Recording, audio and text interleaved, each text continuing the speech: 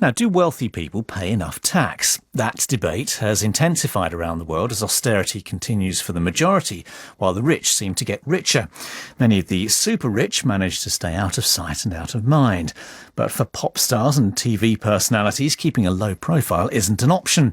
Several celebrities have had to endure some embarrassing newspaper headlines in Britain recently over schemes aimed at cutting their tax bills. The wealth of the Irish rock band U2 has just been put at $700 million by the Sunday Times newspaper in Britain. The lead singer of U2, Bono, is also a global campaigner for more help for the world's poor. That's made his band's policy to pay some of their taxes outside Ireland a frequent topic of debate. Well, the BBC's Dermot Fleming in Dublin has been finding out what the Irish public thinks about Bono and his taxes. The way we see it, the Irish people bailed the Irish people out.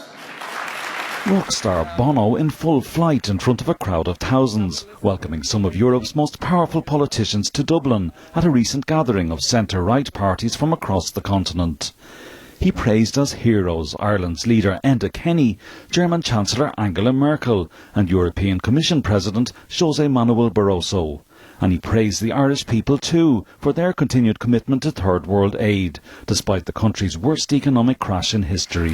80% of Irish people who are hurting the hardest in the middle of this financial crisis supported maintaining our aid levels, and that makes me very, very proud to be Irish. He might have thought a speech praising the Irish people would have been a winner at home, but not everyone joined in the applause in Ireland, with criticism aired on some Irish radio shows and in newspapers. That's because of U2's decision 8 years ago to reduce its own tax payments in Ireland. Artists' royalties were tax-free in Ireland until 2006, when the government decided that wealthier artists should start paying some tax. Bono's band U2 reacted by moving its music publishing arm to the Netherlands. In Ireland, a business would generally pay 12.5% tax on music royalties.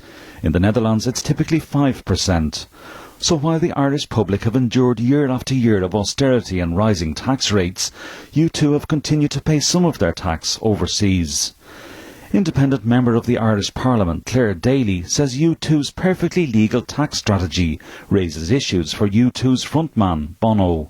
He's an incredibly wealthy man. It's not that, his business got into trouble or anything. He has the resources, but he chose to locate them elsewhere so he could avoid tax money, which obviously could go to boost our economy here in Ireland. I mean, he's always lauding the plight of the developing countries and so on.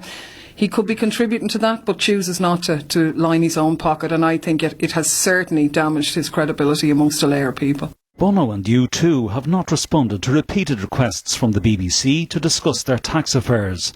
But last year he was tackled about the issue on the Irish television network RTE's programme The Meaning of Life. Asking the questions was the country's most prestigious interviewer, Gay Byrne.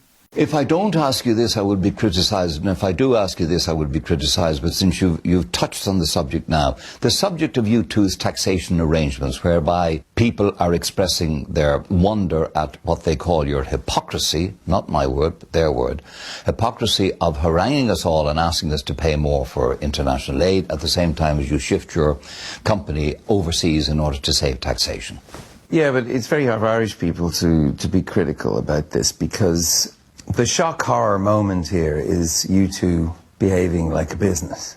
We live in a small rock in the North Atlantic.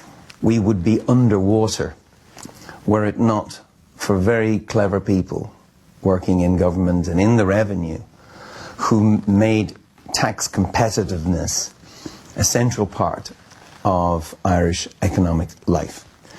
Is the reason why we have companies like Google or Facebook, and indeed I helped bring those companies to Ireland.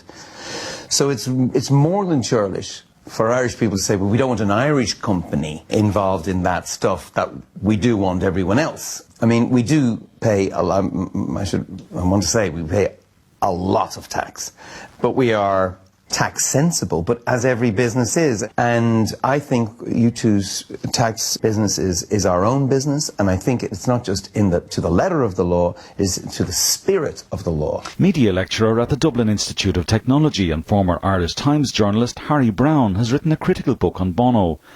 He says, however, the criticism in Ireland of U2's tax savings masks much larger tax avoidance by big corporations. I think that Bono and U2 have also been convenient scapegoats for the government. At the time that the artist tax exemption was lifted in 2006, the government got a lot of good press from the fact that they seemed to be removing a exemption which had largely benefited the likes of Bono.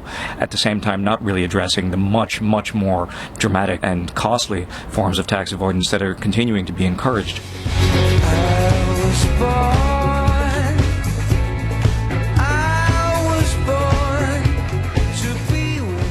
A hit millions heard live around the world on U2's 360-degree world tour, which ended in 2011 and made gross earnings of around $750 million, the biggest rock tour in history according to Billboard magazine.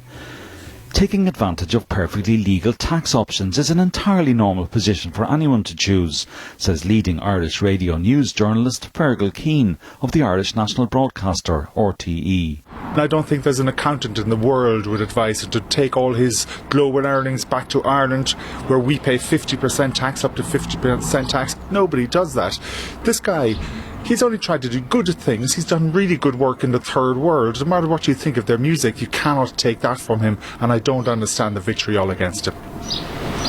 I'm on Cedarwood Road, a regular suburban street on the north side of Dublin.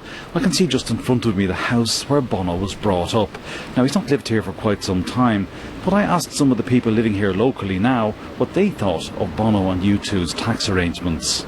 I think people feel more aggrieved because of Bono's vocal stance on what Irish people should be doing with their taxes. The second a law was changed where some of his tax became vulnerable, they moved their operations to Holland. So I think people feel it's hypocritical. I think they're doing no different to what anyone else would do. If they could save on their taxes, they would. I think they've been good, like in other ways, for this country. They gave the country a good image, and like Bono's great, like all the charitable work he does around the world. Fine, if he's saving a few bob on his taxes, I think that's okay. Voices from the streets of Dublin there, ending that report by Dermot Fleming. Don't forget you can download the programme to listen to at your leisure from the BBC Business page on Facebook. But from me, Mike Johnson, for now, that's all for this World Business Report.